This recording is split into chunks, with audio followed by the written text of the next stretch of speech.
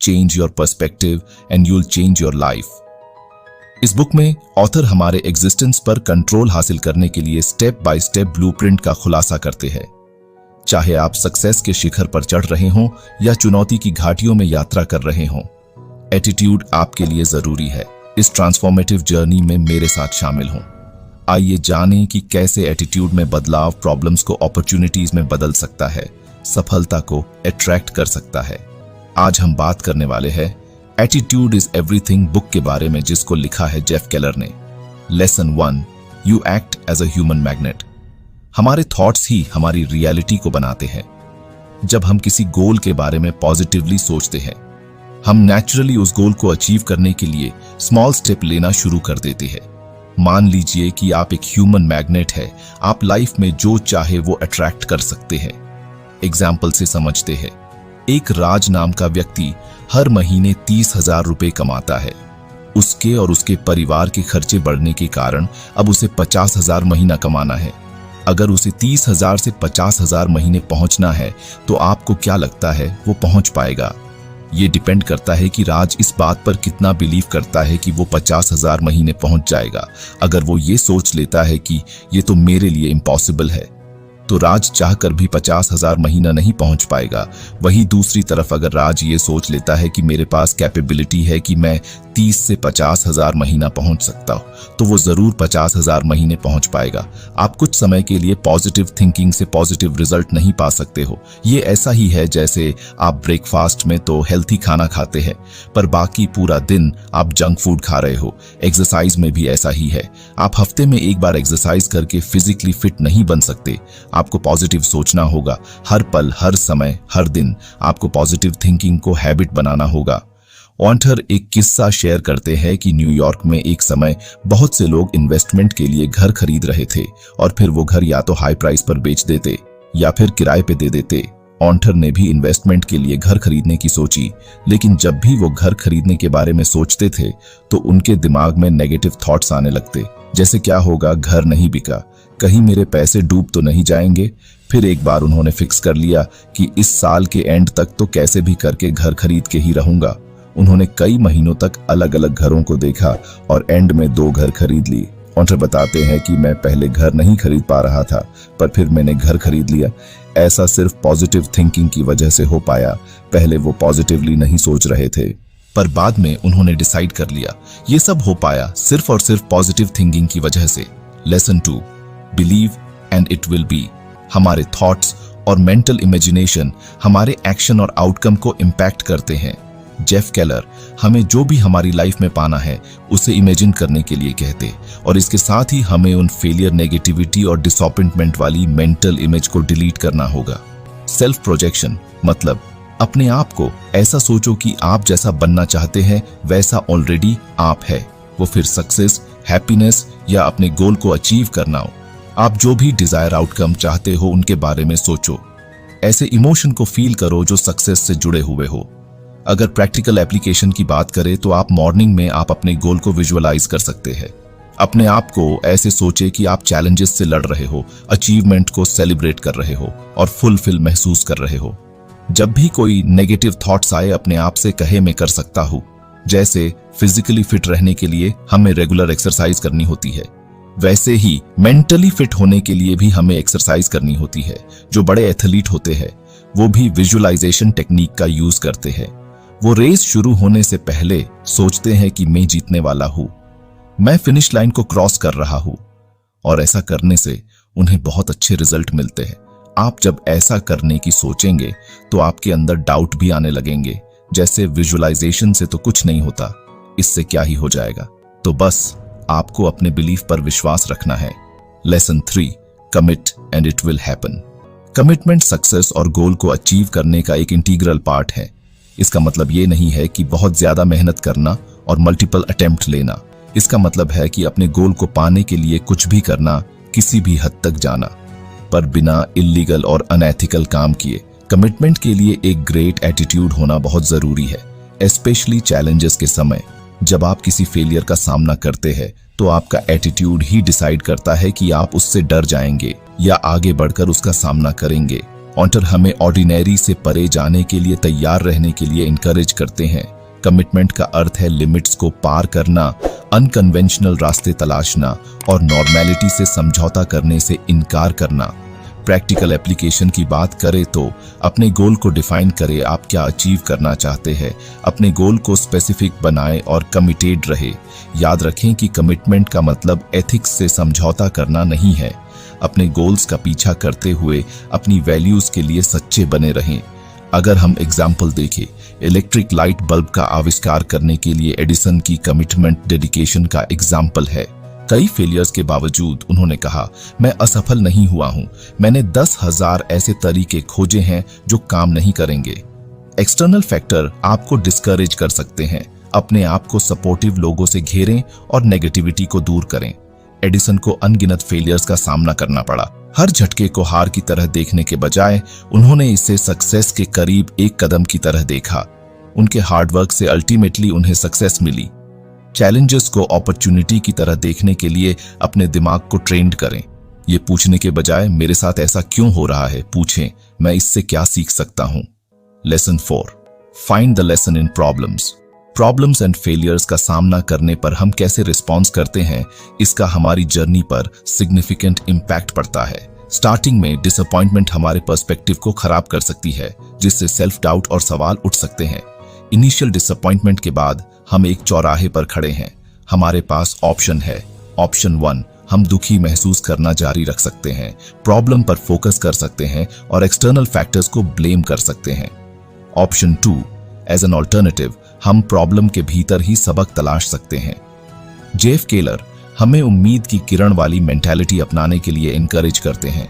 Unfavourable situation में भी सीखने के लिए कुछ न कुछ होता है, कोई छिपा हुआ बेनिफिट या कोई अनएक्सपेक्टेड अपॉर्चुनिटी।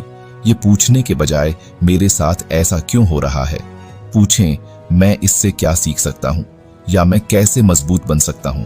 ये अप्रोच रेजिलियंस बनाता है। ये पोटेंशियल ग्रोथ पर फोकस करते हुए चैलेंजेस को एक्सेप्ट करता है। जब किसी झटके का सामना करना पड़े तो रुकें और अपने विचारों को दोबारा दोहराएं। नेगेटिव बातों पर ध्यान देने के बजाय एक्टिवली पॉजिटिव पहलू की तलाश करें। हर प्रॉब्लम एक सबक लेकर आती है। यह हासिल करने के लिए एक स्किल हो सकता है, सुधारने के लिए एक रिश्ता हो सकता है या तलाशने के लिए एक नया रास्ता हो सकता है। प्रॉब्लम्स क्रिएटिविटी को पैदा करती हैं। इनोवेटिव सॉल्यूशंस के लिए एज अ टूल उनका यूज करें। डिफॉल्ट पेसिमिज्म पर काबू पाने के लिए कॉन्शियस कोशिश की जरूरत होती है। उम्मीद की किरणें तलाशने के लिए अपने ब्रेन को ट्रेंड करें। कभी कभी पॉजिटिव रिजल्ट्स तत्काल नहीं मिलता है, पेशेंस रखें। Lesson 5, your words blaze a trail. आपके शब्द आपकी लाइफ में बहुत ज्यादा इफेक्ट डालते हैं।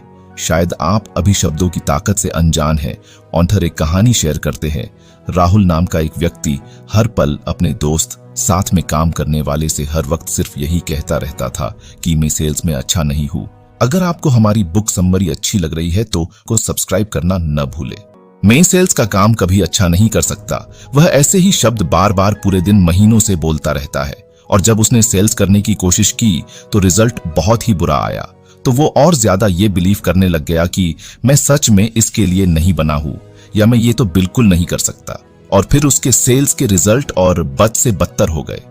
यहां ऑथर हमें समझा रहे हैं कि आप जैसा बोलते हैं, आप जैसा सोचते हैं, आपके काम भी धीरे धीरे वैसे ही होने लगते हैं। अगर राहुल ये सोचता कि कोई बात नहीं, मैं सेल्स को सीखूंगा, मैं सेल्स में अच्छा हो जाऊंगा, तो शायद वो कोशिश करता और अच्छे रिजल्ट ला पाता। लेकिन उसने सभी को बोलकर अपने ब्रेन में ये बात बिठा ली थी कि मैं तो कभी अच्छा सेल्समैन बन ही नहीं सकता। तो उसके सबकॉन्शियस ब्रेन ने भी धीरे धीरे ये एक्सेप्ट करना शुरू कर दिया कि सेल्स तो अब होगा ही नहीं। ऑन्टर का बेसिकली ये कहना है कि आप नेगेटिव वर्ड बोल के कभी भी पॉजिटिव रिजल्ट नहीं पा सकते। मतलब राहुल ये बोल के कि मेन सेल्स में अच्छा नहीं हूं, कभी भी चाहकर भी सेल्स में अच्छा नहीं बन सकता। Lesson 6, how are you. अगर आपसे कोई क्वेश्चन करता है हाउ आर यू, तो आप नॉर्मली इसका जवाब 1 या 2 वर्ड्स में दे देते हो। लेकिन इस सवाल का जवाब हमें अपने आप से दिन में 10 से 50 बार पता करना चाहिए, क्योंकि इसी का जवाब आपके एटीट्यूड को दिखाता है। आप इस सवाल के लिए कैसा जवाब देते हैं वो बहुत ज्यादा मायने रखता है। ऑन्टर के अकॉर्डिंग आप इस सवाल का जवाब इन 3 कैटेगरी में दे सकते हैं: negative, mediocre and positive. Negative reply में ये जवाब आएंगे जैसे, मैं ठीक नहीं हूँ, मेरा आज का दिन अच्छा नहीं गया, मुझसे मत पूछो, आज का दिन ही बेकार है, अच्छा हुआ आज फ्राइडे है। ये सारे जवाब नेगेटिव कैटेगरी में आते हैं। लोगों के शुरू के 4 दिन बहुत ही काम में गुजरते हैं और इसीलिए वो फ्राइडे के लिए भगवान का थैंक यू कहते हैं, क्योंकि आने वाले 2 दिनों के लिए उन्हें छुट्टी मिलने वाली है। अब हम बात करते हैं मीडियोकर कैटेगरी की। इसमें आते हैं I am fine, I am good, not bad. जब भी हम ऐसे शब्द यूज करते हैं, हम अपनी एनर्जी खत्म कर देते हैं। कोई भी ऐसे इंसान के साथ काम नहीं करना चाहेगा जो सोचता है कि आज मेरा बुरा दिन जा सकता है। चाहे कुछ भी हो जाए, आपको हमेशा पॉजिटिव ही सोचना है। अब आते हैं हमारे पॉजिटिव रिस्पॉन्स की तरफ। उसमें आते हैं ग्रेट, एक्सीलेंट, सुपर, फैंटास्टिक। जब भी आप पॉजिटिव रिस्पॉन्स देते हो तो आप खुद भी और दूसरे भी अच्छा फील करते हैं। आप ही सोचिए, किसी से आप पूछते हो हाउ आर यू और वो आपको इतने अच्छे रिप्लाई देता है तो हर कोई इंसान उसके साथ काम करना चाहेगा, हर कोई उसके साथ मीटिंग करना चाहेगा। आप ही सोचिए, अगर आपको चॉइस दी जाए कि आपको 2 टाइप के रिप्लाई देने वालों में से कोई सिलेक्ट करना है, या तो नेगेटिव या पॉजिटिव, क्या सिलेक्ट करेंगे? ऑब्वियसली पॉजिटिव वाले को। Lesson 7, associate with positive people. जिन लोगों के साथ हम जुड़ते हैं वे हमारे माइंडसेट एंड अप्रोच पर सिग्निफिकेंट इम्पैक्ट डालते हैं। नेगेटिव इम्पैक्ट हमें नीचे खींच सकते हैं, जबकि पॉजिटिव इम्पैक्ट हमें ऊपर उठा सकते हैं। ऐसे व्यक्तियों के साथ समय बिताए जो आपको इंस्पायर, इनकरेज एंड एक्साइटेड करते हो। हंसी की तरह ही पॉजिटिविटी भी फैलती है। जब हम पॉजिटिव लोगों के साथ बातचीत करते हैं तो उनकी एनर्जी हम पर इफेक्ट डालती है। उन लोगों की तलाश करें जिनमें इंथुजियाज्म, फ्लेक्सिबिलिटी और कुछ कर सकने वाला रवैया झलकता हो। कुछ लोग लगातार शिकायतों, पेसिमिज्म एंड नेगेटिविटी के माध्यम से हमारी एनर्जी को खत्म कर देते हैं। हालांकि हम हर किसी से बच नहीं सकते, लेकिन हम ऐसे व्यक्तियों के कांटेक्ट में आने को लिमिटेड कर सकते हैं। अपने आप को उन लोगों के साथ रखें जो आपका अपलिफ्टमेंट एंड एनर्जी बढ़ाते हैं। Lesson 8, confront your fears and grow. डर एक नेचुरल ह्यूमन इमोशन है। इससे बचने या इनकार करने के बजाय अपने डर को एक्सेप्ट करें। समझें कि हर किसी को डर का एक्सपीरियंस होता है, लेकिन आप इस पर कैसे रिस्पॉन्स देते हैं यह मायने रखता है। हम अपने डर का सामना करने और उन्हें डेवलपमेंट के लिए यूज करने के इंपॉर्टेंस के बारे में सीखते हैं। ये लेसन हमें अपने कंफर्ट जोन से बाहर निकलने और चैलेंजेस को एक्सेप्ट करने के लिए एनकरेज करता है। डर पर काबू पाने का सबसे अच्छा तरीका एक्शन है। जब आप डर महसूस करने के बावजूद अपने गोल की ओर कदम बढ़ाते हैं तो आप में सेल्फ कॉन्फिडेंस एंड रेजिलियंस पैदा होता है। हर छोटी जीत डर की ताकत को खत्म कर देती है। ग्रोथ आपके कंफर्ट जोन के बाहर होता है। उन चीजों को करके खुद को चैलेंज दें जिनसे आपको डर लगता है, चाहे वह पब्लिक स्पीकिंग हो, कोई न्यू स्किल आजमाना हो या रिस्क उठाना हो। प्रोग्रेस इनकन्वीनियंस को एक्सेप्ट करें। फेलियर सीखने और सुधार करने की एक अपॉर्चुनिटी है। फेलियर से डरने के बजाय इसे फीडबैक के रूप में देखें। एनालिसिस करें कि क्या गलत हुआ और आगे बढ़ते रहे। इमेजिन करें कि आप अपने डर पर काबू पा रहे हैं और सक्सेस पा रहे हैं। विजुअलाइजेशन आपके ब्रेन को रीअरेंज करने में मदद करता है और चिंता को कम करता है। ऑथर इस पर एक स्टोरी शेयर करते हैं कि एक औरत जो डर की वजह से अपना सपना पूरा करने के बजाय एक नॉर्मल टीचिंग की जॉब करती है। वो बचपन से ही शो बिजनेस करना चाहती थी, लेकिन उस कंफर्ट जोन के डर ने उसे रोक दिया। लेकिन बड़ी होने के बाद एक दिन उसने अपने स्कूल में रेजिग्नेशन का लेटर दे दिया। कई दिनों तो वो बहुत घबराई, लेकिन उसने ये रिस्क लिया और अपना बहुत बड़ा शो बिजनेस बनाया। कहने का मतलब ये है कि हम बार बार कंफर्ट जोन की ओर खींचे चले जाते हैं। अगर आपको हमारी बुक समरी अच्छी लग रही है तो को सब्सक्राइब करना न भूलें। हम लाइफ में रिस्क नहीं लेना चाहते हैं और इसी वजह से आज कई लोग अपना सपना पूरा नहीं कर पाते। मैं आपको इससे रिलेटेड एक और कहानी सुनाता हूँ जो हम सब बचपन में सुनते थे। एक बार की बात है, एक नमक सेलर था जो हर रोज अपने गधे पर नमक की भारी थैली लादकर बाजार जाता था। रास्ते में उन्हें एक नाला पार करना पड़ा। एक दिन गधा लड़खड़ाकर नदी में गिर गया और नमक की थैली पानी में गिर गई। नमक घुल गया जिससे बैग ले जाने में काफी हल्का हो गया। गधा खुश हो गया। तब से गधा हर दिन वही चाल खेलने लगा। वह जानबूझकर पानी में गिर गया इस उम्मीद में कि नमक की थैली घुल जाएगी जिससे उसका भार आसान हो जाएगा। हालांकि नमक सेलर ने पकड़ लिया। अगले दिन उसने गधे पर एक कपास की थैली लाद दी। गधे ने कपास की थैली हल्की हो जाने की उम्मीद में अपनी चाल दोहराई, लेकिन भीगी हुई कपास भारी हो गई और गधे को परेशानी हुई। गधे की तरह हम अक्सर इनकन्वीनियंस या डर से बचने की कोशिश करते हैं, लेकिन ट्रू डेवलपमेंट हमारे डर का डट कर सामना करने में है। गधे की बार बार की चाल उसके डाउनफॉल का कारण बनी। इसी तरह हमें अपनी गलतियों से सीखना चाहिए और एडेप्टेशन करना चाहिए। प्रोग्रेस के लिए कैलकुलेटेड रिस्क लेना आवश्यक है। फेलियर से मत डरो, इसे सक्सेस की ओर एक कदम के रूप में एक्सेप्ट करें। Lesson 9, get out there and fail. Failure से डरने के बजाय इसे सुधार की दिशा में एक कदम के रूप में देखें। हर सक्सेसफुल पर्सन को फेलियर्स का सामना करना पड़ा है। इन एक्सपीरियंसेस से ही हम सीखते हैं, एडेप्टेशन करते हैं और डेवलप होते हैं। जब आप फेल हों तो एनालिसिस करें कि क्या गलत हुआ, रूट कॉजेस को समझें और सुधार के एरियाज की पहचान करें। फेलियर को एक वैल्यूएबल फीडबैक मैकेनिज्म की तरह यूज करें। याद रखें कि सबसे स्किल्ड पर्सन्स को भी अपनी यात्रा के दौरान फेलियर्स का सामना करना पड़ा है। फेलियर का डर अक्सर हमें रिस्क लेने से रोकता है, हालांकि ग्रोथ के लिए कैलकुलेटेड रिस्क जरूरी है। अपने कंफर्ट जोन से बाहर निकलने, नई चीजों को आजमाने के लिए तैयार रहें और एक्सेप्ट करें कि हर कोशिश से इमीडिएट सक्सेस नहीं मिलेगी। सक्सेसफुल पीपल फेलियर्स के बावजूद लगातार अपने गोल का पीछा करते हैं। वे फेलियर को अपने ऊपर हावी नहीं होने देते, इसके बजाय वे सीखते हैं, वेल एडजस्ट होते हैं और आगे बढ़ते रहते हैं। रेजिलियंस एंड डिटर्मिनेशन डेवलप करें। सिर्फ रिजल्ट्स का नहीं, कोशिश का जश्न मनाएं। रिजल्ट की परवाह किए बिना अपने कोशिश को एक्सेप्ट करें। कभी कभी अपना बेस्ट देने के बावजूद फेलियर मिलती है। कोशिश करने, सीखने और बढ़ने के साहस का जश्न मनाएं। फेलियर को पर्सनल अटैक्स के बजाय एज अ रिएक्शन लें। अपना अप्रोच वेल एडजस्ट करें, अपनी स्ट्रेटजीज को रिफाइंड करें और आगे बढ़ते रहें। हर फेलियर आपको सक्सेस के करीब लाती है।